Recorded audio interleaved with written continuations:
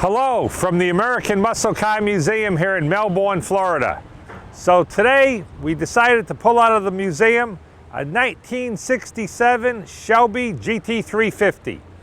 The vehicle we have here is in the classic color combination of Wimbledon White with the Le Mans racing stripe. This vehicle, being a Shelby GT350, is powered with the 289 high performance solid lifter, putting out 306 horsepower and 329 feet of torque. The beauty of the 67 Shelby GT500, it was significantly larger than the first 2 years of Shelby GT350s produced. Being in the new Mustang platform, this vehicle actually gives you quite a bit more room.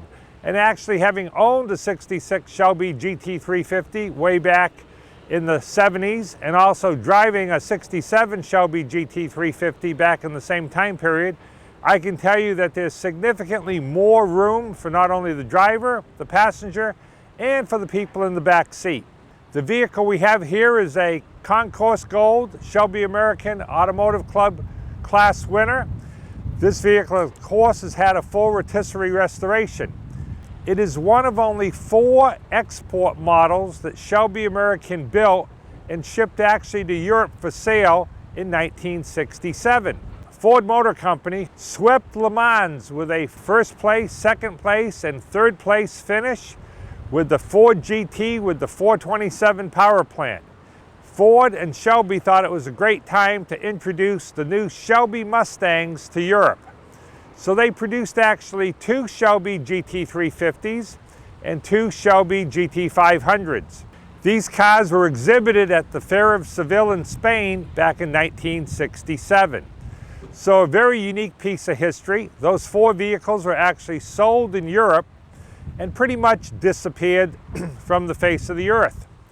Well, let it be 20 plus years later, an American tourist who was over in Spain, well, when he was going around checking out junkyards, he saw at quite a distance away a very unique looking European vehicle in a Spanish junkyard. He immediately recognized the Wimbledon White with the blue racing stripes and said, "Could that really be a Shelby? You're kidding me, this is the 1990s.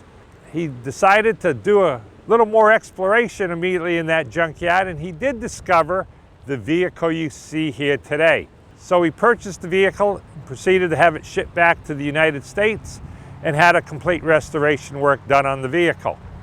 So very unique history. In 1967, the Shelby GT350 would do 0 to 60 in about mid 6-second range and had a top speed of about 140 miles per hour with a 4-speed manual transmission. You're going to see 2 7-inch driving lights literally in the very center of the front grille. The reason they did that is as the car's speeds started to increase, people very quickly were out driving the light capacity at night. And since a lot of street racing that was done in America was done at the nighttime, you definitely wanted to see what was down the road if you were clipping along at well over 100 miles per hour. So check us out if you want at the AmericanMuscleCarMuseum.com, or follow us on Facebook or on Instagram. Thank you very much for watching. Have a great day.